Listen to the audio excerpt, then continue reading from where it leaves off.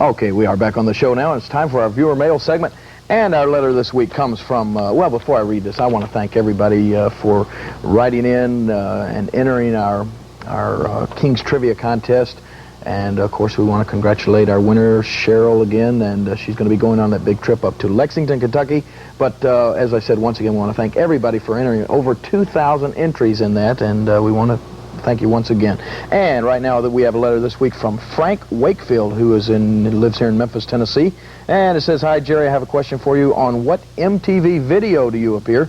Also, who is the artist?" And it says, "If you do not know the answer, let me know." Well, I do know the answer, Frank. There is an MTV video that is on MTV that has a little clip of me wrestling Bill Dundee in it.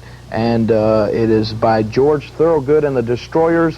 And it's called Hand Jive, and we are trying to get a copy of that video. We were going to show it here on the show, and so anyway, that's the answer to your question, Frank. We want to thank you for writing in, and just for doing that, we're going to send Frank one of these shirts from the show here. I know you'll be thrilled to death about that, Frank. And everybody that writes in to us here at the show, we will send you one of these postcards that we have up here. If you have any questions or anything, where's the postcard? We don't have. There it is. I knew we had it there. If you have any questions, anything you'd like to know of any of the wrestlers, or you have any artwork, we are begging for artwork now. Any artwork that you'd like to send to the show, there's the address, The Jerry Lawler Show, 1960 Union Avenue, Memphis, Tennessee, and the zip code is 38104. And we want to talk just briefly now also about the action that's coming up down at the Mid-South Coliseum tomorrow night. We've got 7 big matches in all. The start time is back at 8 o'clock this week, so remember that, 8 o'clock start time. And as I said, 7 big matches, some great matches going to be down there. One of the matches, of course, features the O'Reilly brothers, Jarrett and Yamamoto in action. A Southern title versus a Mid-America title. This should be a great match in which Coco Ware, the Mid-America champion, is going to be putting his title on the line against Taras Bulba. That should be a big match. Taras Bulba, who is the Southern heavyweight champion, he's putting his title on the line. There should be only one unified champion after that big match. That should be a super one. Then a match in which, boy, it's going to all come together in this one. They've had every kind of match conceivable, but this is the one that should top them all.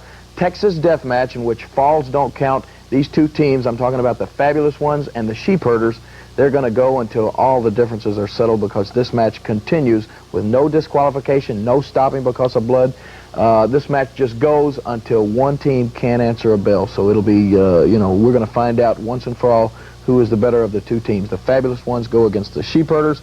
And then that main event, Michael Hayes is going to get his for costing me, as I said yesterday, not only the Southern title, but the Mid-America title.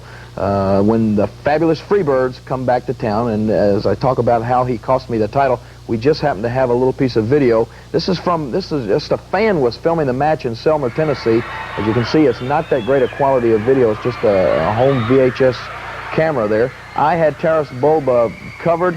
Into the ring comes Hayes with a mask on because he was suspended, so nobody would, I guess he thinks nobody's going to recognize him with that hair hanging down like that.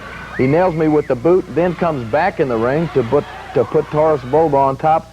That's how I lost the title, and that's what Hayes is going to have to pay for. But I understand we have a few words from Michael Hayes and Terry Gordy and Buddy Roberts, the other Freebird. We're going to take a listen to that right now.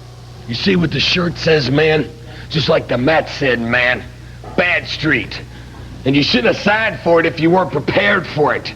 You know, if you didn't think you were bad enough, you should have tried, like Bam Bam said. If you play with fire, you get burnt. And that's where all this started, man.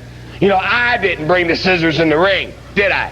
I was not the one that was responsible for putting them there in the first place. So if the match is bad, then whatever happened is just too bad. Ain't that right? Let me call him the third bird. That's right. You know what, Lawler? You finally bit off more than you can chew. When you're messing with the Freebirds, you're racking with the worst that can possibly be in the ring or any area, and you're in trouble. And just because he lost his title, man, he's blaming us. Is that ridiculous? He calls himself a king. Can you believe that? A king coming from Memphis.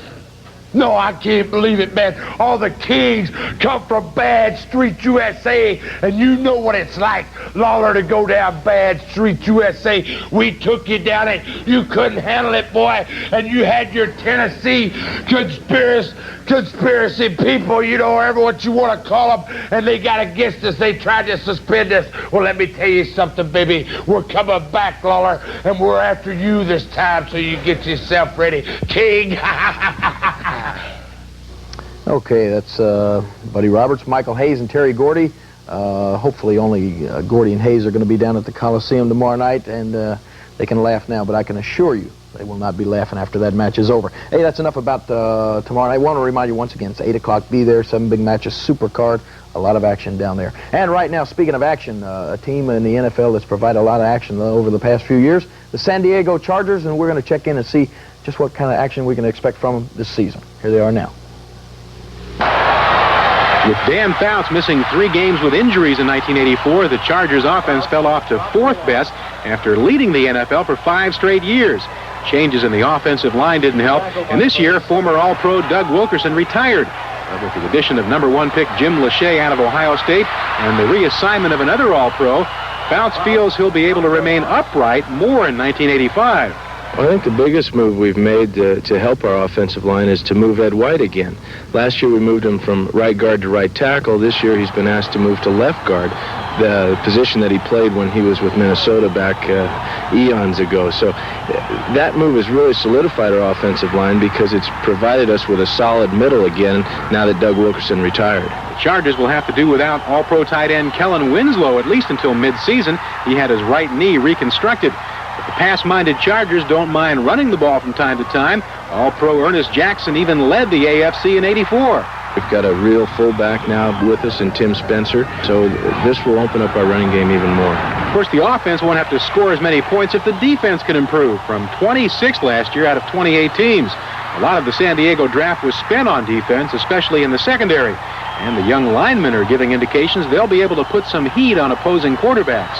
We've greatly increased our team speed and our team size. We can put a defensive line out there now that's over 275 pounds, where last year would be about 250. And the Chargers have nowhere to go but up in the tough AFC West. Last season against the Raiders, Seahawks, Broncos, and Chiefs, they were 0-8. From San Diego, Al Janis for NBC News. Okay, David Haskins, hope you're happy. San Diego Chargers, they should be a much improved team this year. And the only reason I showed that because we had a little clip of the Cleveland Browns in there. And I'll tell you what, we want to talk for just a second about not football, but there's a lot of softball action. We're going to be talking to the Shriner Clowns here in just a few minutes about the softball action at Chick Stadium. But I want to remind everybody, okay, I know we got the tape ready, Bob, but I just want to remind everybody that this afternoon down in New Albany, Mississippi, the King's Army is going to be in action down there. We've got a couple of games to play at 1 o'clock today at the Fairgrounds in New Albany, Mississippi. We're going to be going against an FMIC team that was regional champions and then a team that is going to the Nationals. So it should be some great action in New Albany today at 1 o'clock, so come on down there. And then next Saturday, the tournament that Art Costello was here talking about a couple of weeks ago has been rescheduled. It's going to be at Chick Stadium next, Saturday and Sunday. We'll talk more about that in just a little bit, and we'll talk about the big ball game, Shriners game, coming up next week, too. We'll be right back with that after these words.